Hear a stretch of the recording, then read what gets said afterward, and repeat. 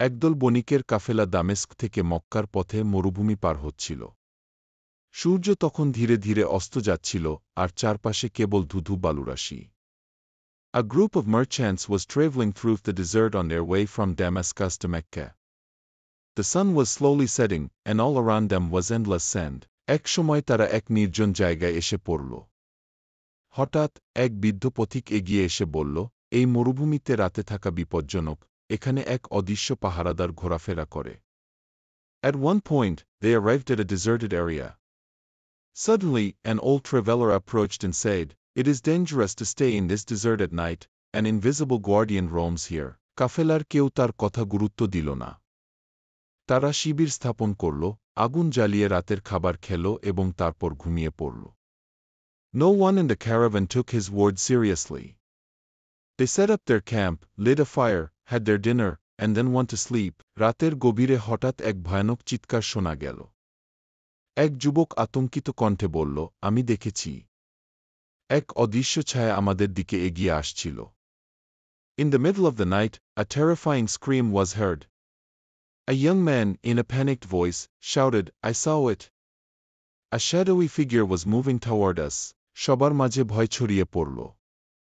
তখনই ইবনে সালেহ বললেন, আসুন সবাই তাহাজ্জুদ পড়ি ও আল্লাহর সাহায্য চাই। সবাই নামাজে দাঁড়িয়ে গেল।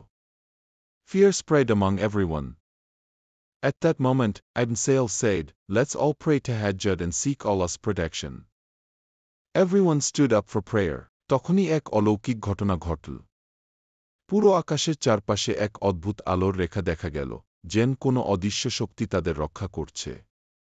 At that moment, a miraculous event took place. A strange glow surrounded the sky as if an unseen force was protecting them. ভোরে সেই রহস্যময় বৃদ্ধ আবার এলেন এবং বললেন, তোমাদের নামাজই ছিল তোমাদের রক্ষা। এই মরুভূমিতে যারা সত্যিকারের ঈমানদার, শুধু তারাই নিরাপদ থাকে।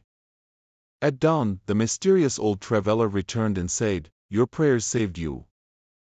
Only those with true faith remain safe in this desert."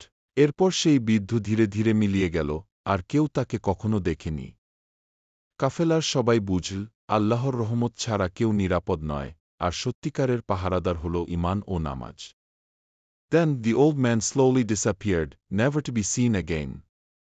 The caravan members realized that without Allah's mercy, no one is safe, and the true guardian is faith and prayer. গল্পের শিক্ষার বিষয় হল, The educational theme of the story is, আল্লাহর ওপর ভরসা।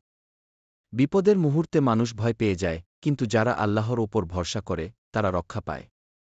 Trust in Allah. In moments of danger, people get scared, but those who trust in Allah are always protected. নামাজ ও দোয়ার শক্তি। সত্যিকারের রক্ষা আসেন নামাজ ও দোয়ার মাধ্যমে।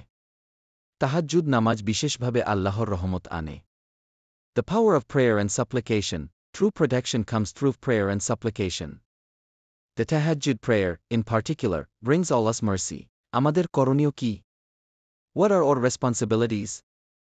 আমাদের করণীয় হল, Our responsibilities are: 1. ভিডিওটি লাইক দেওয়া।